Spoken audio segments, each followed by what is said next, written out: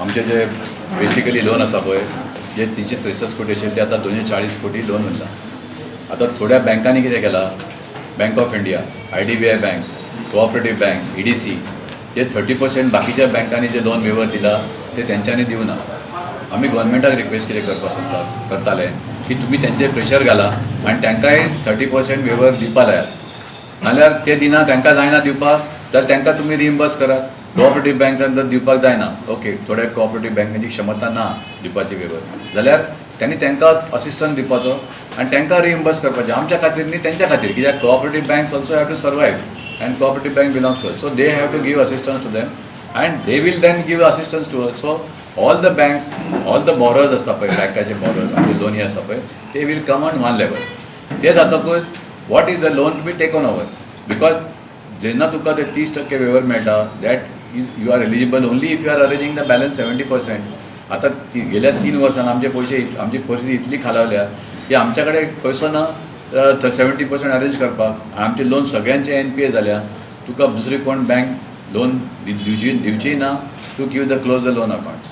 So आमी गव्हर्मेंटा कडेन कितें मागलां, तुमी एक नोडल एजन्सी अपॉयंट करा आनी हे जे उरलेले पयशे आसा ते तुमी अरेंज करून दियात.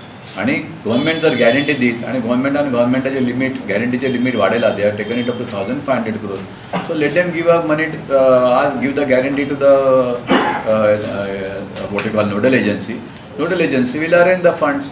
सो आम्ही ते पयशे लोन म्हणून मागता, रीण म्हणून मागता. See we have told them that within 10 days they should give a 7 days they should give a solution, otherwise within 10 days will have to do some action.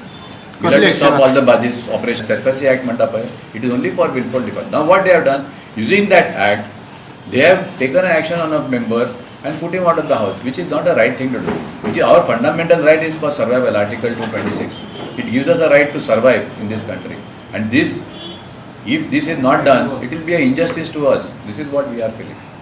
आम्ही सारखे बुडपा इस्तादार पावलो आहाय. सो आमकां हें सिट्युएशन आमगेलें सॉल्व जालो जाय. आमकां हितून भायर सरो जाय. आमकां आतां बार्ज पासून हिकून भायर सरता म्हणल्यार मेळना, कित्याक बार्जेचो व्हॅल्यू, स्क्रॅप व्हॅल्यू 1 लाख पयलीं 1 crore पयलीं मेळटा तो आयज 70 lakhs पासून बार्ज होनाय, 60 lakhs ती भाशेन मागताय. आनी बँक आमचे प्रेशर घालीत आसाय.